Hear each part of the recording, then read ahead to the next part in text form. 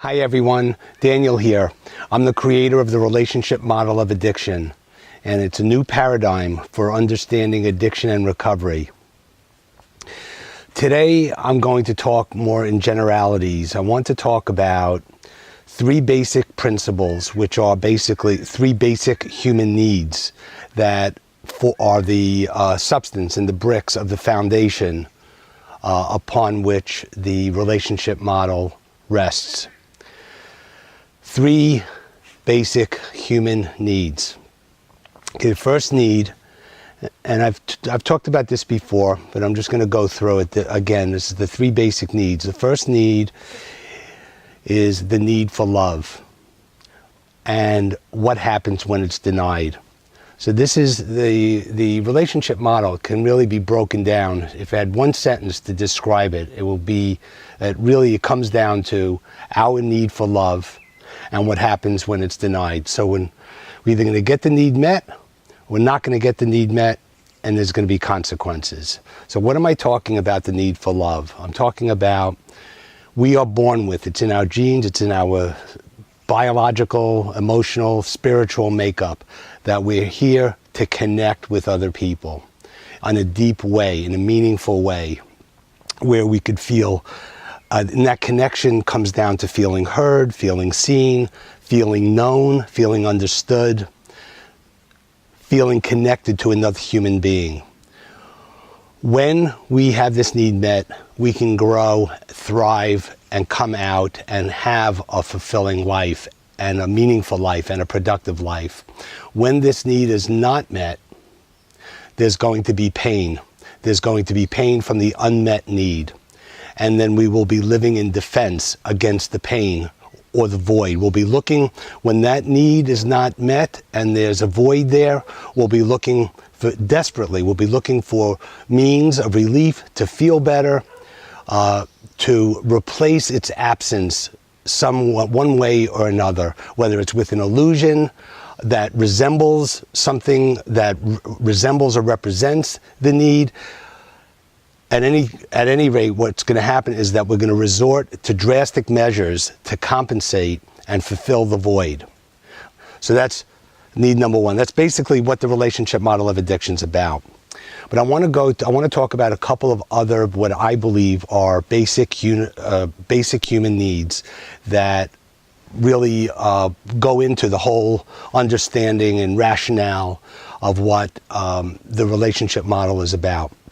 The second need that's really basic, important to understand, is the need to relieve pain. When there's pain, we know, I mean, it doesn't take rocket science, it's not rocket science to know that when you're in pain, whether it's physical or emotional, we're going to need to relieve that pain. The emotional pain from unmet emotional needs is just as real and just as painful as physical pain, whether you have a disease or an injury or something going wrong in your body that's causing you pain. And the implication where this is leading is that the more pain there is, the greater the need to relieve it. So the more our lives are going to revolve around relieving that pain, the more desperate we are going to be to relieve it, and that's really going to be what our lives become about, is relieving that pain, emotional or physical. So just understanding that when you're in pain, and whether you're conscious of it or not, there's going to be a need to relieve that pain. Okay, so that's a second basic human need. Because understanding addiction and recovery is about recognizing that the pain that drives the addiction is the result, comes from relationships, usually family of origin, earlier relationships that failed to provide the emotional nourishment that we needed. The result is pain, a backlog of pain. It builds over time because we're in these relationships that failed to provide the nourishment for a long time. And that frustration and that emptiness and that longing and that pain builds over time, and it becomes a factor in our motivation, our development, and our personality development, our emotional development, and how we relate and conduct ourselves in relationships. It's all about the level of pain that we're walking into the relationships with or walking around with in our life. The greater the pain, the greater the need to relieve the pain. Now, the third need that I want to talk about is the need to separate. The need to separate. What am I talking about when I say the need to separate? I'm talking about the need to emerge as a separate autonomous entity, a separate self. For you to be able, at some point, you separate so you can be, so you can live as yourself, this unique entity, this energetic entity that we talked about when I talk about self. Kind of, this may sound a little bit like Maslow's hierarchy of needs, because I believe that, after we get our basic physical needs met, and we have food, we have shelter, we have water, and we have we can live and survive physically, there's the next the next need that we have is to emerge. It's like, realizing that we have wings and flying from our nest. We need to do that. It's part of our growth. And there's just a huge difference when we have that, when we are able to separate ourselves, whether it's from other people or whether it's from an addiction. Once we break up with the addiction, once we separate and we're able to discover and emerge with ourselves, then we're able to connect on a deeper level and create emotionally nourishing relationships. So the third need that we're talking about here, the third basic human need that I'm talking about here, is the need to separate. You could think of it also as the need to break up. Just understand that dependency in an addictive relationship is a prison from which the self cannot escape.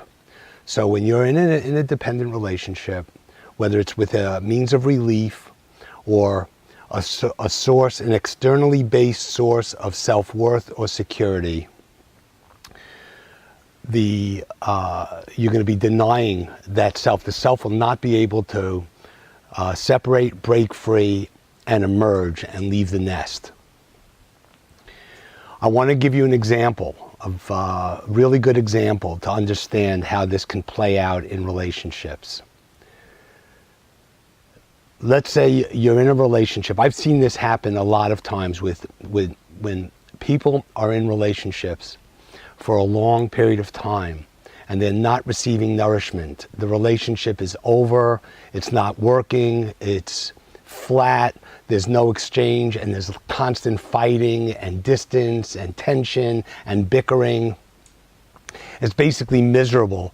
There are a lot of people I'm working with right now in these kinds of relationships and can't get out. And they're in it for 2 years, 3 years, 4 years.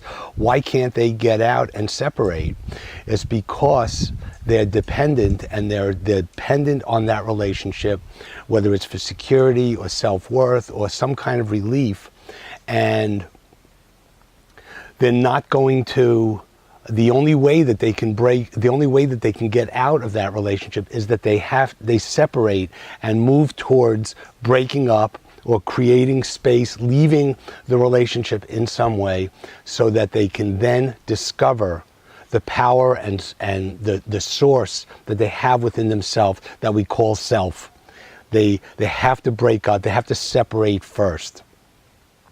So that's just an example of how this can play out. It can play out with parents who are over-involved with their children, and let's say their children have addiction problems, and they take care of them and enable them. It's the same kind of process that's entailed where they need to break up and separate from them in order to find their own legs and their own separate self as an autonomous entity, and then discover what that is like and the power that can be derived from that.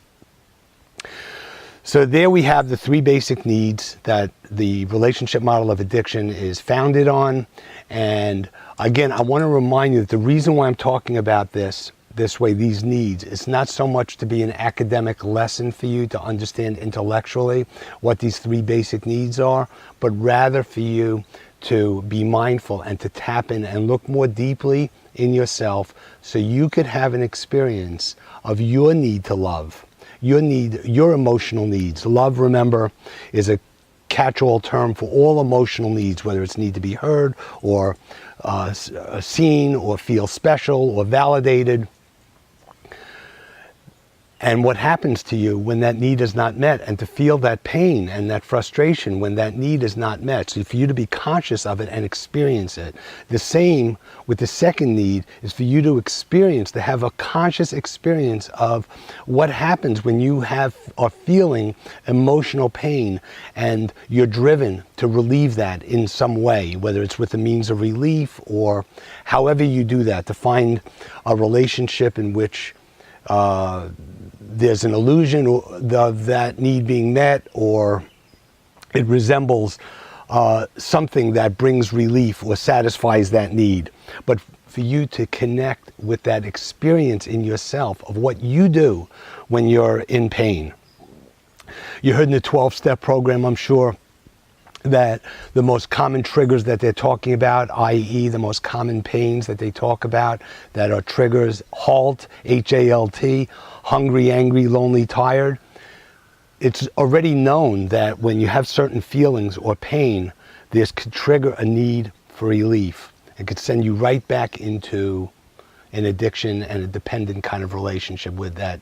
Its only function is for you to feel better. But again, feel that, experience what that's like for you. And then also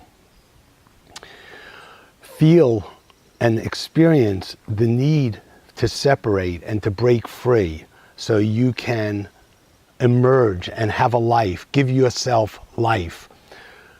Separation and breaking up can be your birthday. For many people, as painful as it is, as hard as it is to break up, and whatever the emotional fallout is from breaking up, whether it's emotional withdrawal and the pain of that and the fear of that, ultimately it becomes your birthday of self, yourself. So with that, take that with you.